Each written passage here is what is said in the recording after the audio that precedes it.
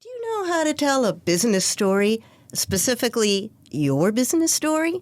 Well, if you're interested in knowing how to do that and everything about branding, what goes into it, the options you have, and especially what goes on behind the scenes, like with an actor-producer combination, well, we're talking to the right guy.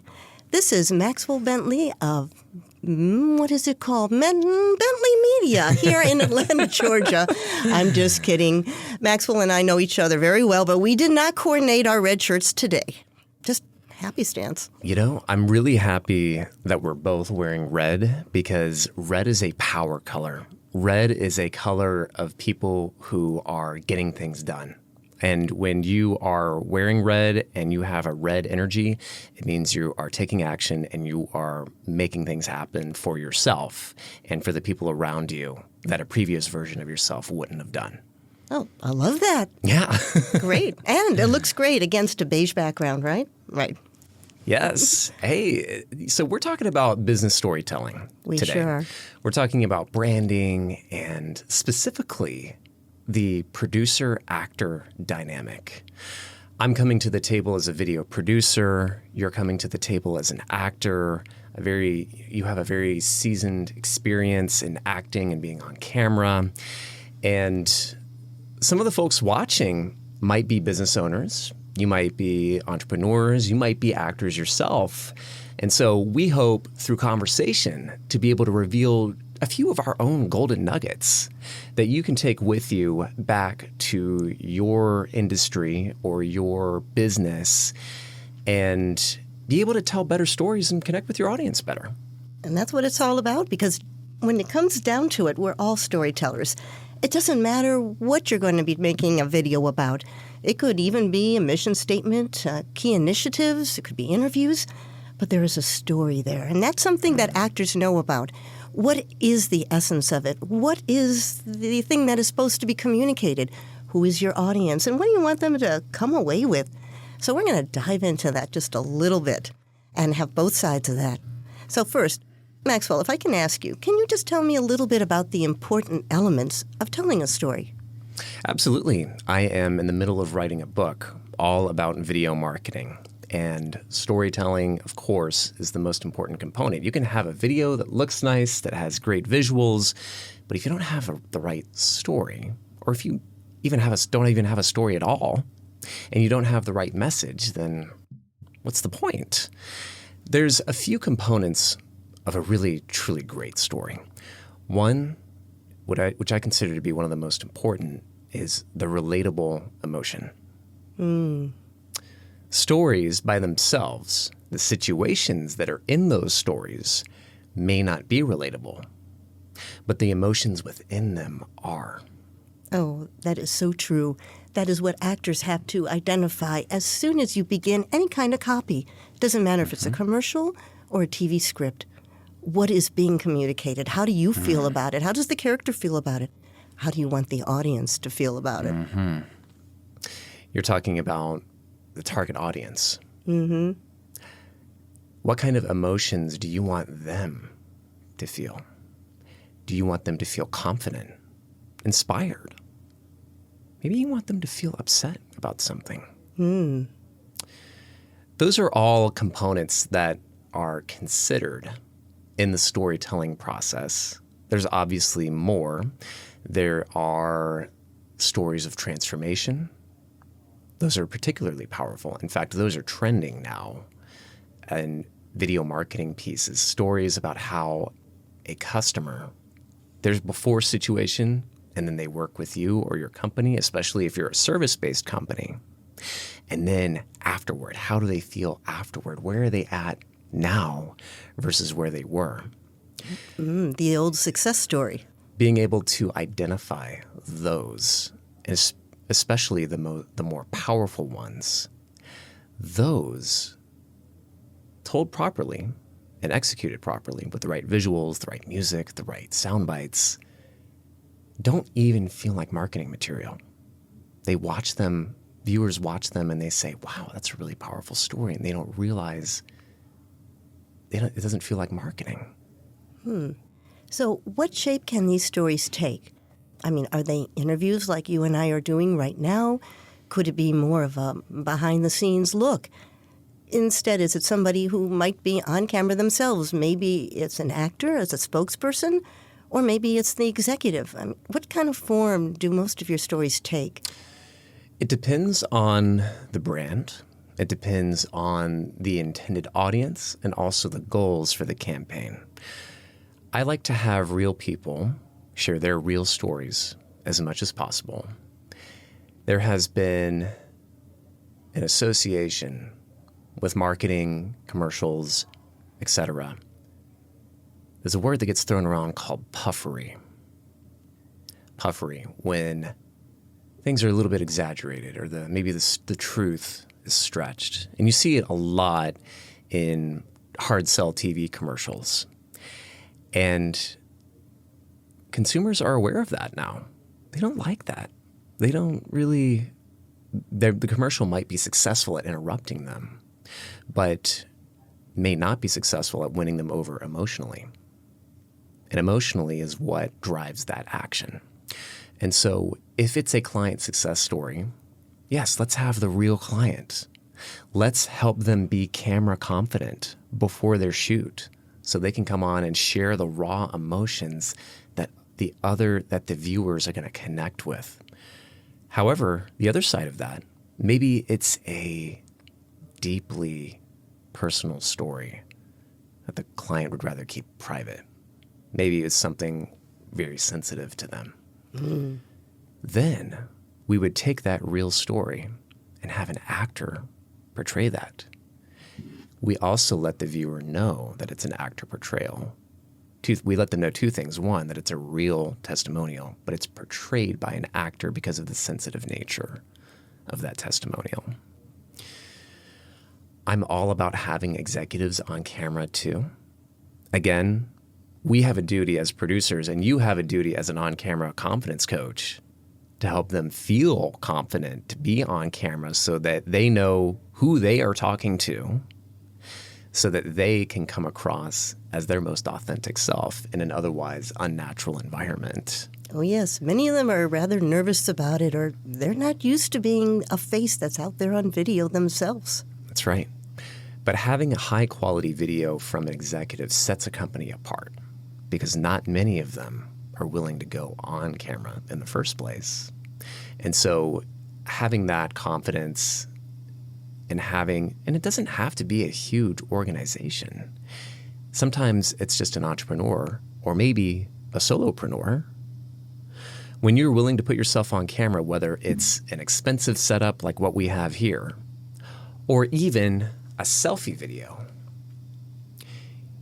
you are instantly building more trust with your audience and your prospects faster and better than anybody else in your category. Okay, Maxwell, let's talk a little bit about AI. It's everywhere, it's growing, and it's probably on everyone's mind, especially yours. I know it's on mine, and for a lot of actors and voice actors. So can you speak to that just a bit and how you see it fitting into the industry and the whole business storytelling? I'm of the opinion that AI is a powerful tool that can get very scary if we don't control it. Just like social media, just like other things where the technology moves faster than society can keep up with. AI should only be used as it pertains to video marketing, brand storytelling, to enhance and accelerate creativity, never to replace human creativity. Our humanity is ultimately what brings us together. And if we rely on computers and machines to do that, it's only going to be the same regurgitated information over and over and over again until the end of time. And we don't want that. There are different ways that you can use AI appropriately as it pertains to telling stories about your brand. You can use a platform like ChatGPT to come up with ideas about videos to create, ideas about what to say on video, as long as you're using your words. And if you must use a script and you think to use ChatGPT to create that script, just make sure that you edit it so that it is from your voice, but you're inspired. You might be inspired by what ChatGPT creates, but it ultimately should be your words. From that, you can use AI to edit a video. You can use it to automatically generate captions. Now, here's a fun fact. 80% of online videos are watched on mute. Oh, so true. Most people didn't know that. You can use AI to easily generate captions for your video. And in fact, I think a lot of people don't even realize it's AI that's generating the captions, because that is a wisdom. It's involved now with every tool, whether it's Instagram or TikTok, or if you're going to be using a tool like CapCut. The nice thing about that, too, is it also opens you up to a wider audience. So anybody that might be hearing impaired can follow along. But you're right. Most people might be using their cell phones and, they might be in a meeting, but really they're scrolling through. Yes. And the more that you can front load the most interesting thing that you have to say that's going to pique curiosity, that's going to make people stop the scroll and say, well, that's interesting. That is how you will find success, even though we are being inundated with content on an hourly, if not a daily, if not hourly basis. By front-loading, learning how to hook, yes, and get attention with what sets you apart is ultimately how you will get ahead online. And you only have a few seconds to grab somebody's attention, and you got to keep it. So you need a bit of a dynamic delivery and, of course, the on-camera confidence. But I would like to be able to pivot a bit to the actor-producer relationship and that whole dynamic. And I'm going to start off with AI. And I'm going to ask a question that I think a lot of actors and voice actors might have on their minds. Do you use ever AI in your work, either for generating images for on-camera personalities or specifically for voiceover? And if so, what are the pluses and minuses about that in your mind? We have not used AI with our client. We have not used any generative AI in the final deliverables for our clients. I have created AI videos and voices for the purposes of testing and seeing where the technology is at. However, I have such a trained ear. I know that in any sort of copy, you must have the inflections in the right places. You must have, the voice actor must be talking to a living, breathing person. I got news for you. An AI voice is not doing that. May I celebrate? I don't know whether clapping is going to come across poorly or not, but that is the whole message. We'll do some jazz hands. And jazz hands. But the whole point of it is that it is a human being who is speaking. And right now, I don't think the computers, those little robots, have any idea of how to convey emotion accurately, the true essence. As we began talking about, what is the emotion that you're feeling about this particular story, and what do you want other people to feel? A human being can do that. Can a robot really do so? It may not be the best fit for AI. There's something that humans have that AIs and machines will never have, and that's soul. Oh, yes. Soul can come through in many ways. It can come through photos. It can come through words, through voices. And that's why when we look at AI-generated people, there's no soul. It's just a bunch of pixels on a screen that looks like a person. When we hear an AI-generated voice, now, I will give it some credit. The quality has improved over the years. Mm-hmm. Oh, yes. And it's actually impressively so. However, I know that when I use human voice talent, I hear the difference. I know that even though our client may not realize how powerful it is and our audience may not realize how powerful it is, that it is making a difference subconsciously because our audience feels like they're being talked to, not talked at. I totally agree with you, and that is the essence of communication. Nobody likes to be told what to do or talked at. But I am curious, do any of your clients want to cut costs by using an AI voice, by eliminating the human performance? And if so, tell me, do you answer them the way you were talking to us, or how do you persuade them? None of my private clients have ever given me any indication that they want to cut costs in that way, but that's not to say that those types of clients don't exist. There are a lot of companies out there who, and this is forces that are beyond either of our controls, but there are things that happen in life, coronavirus, shifts in the economy. Usually the marketing budget gets cut first.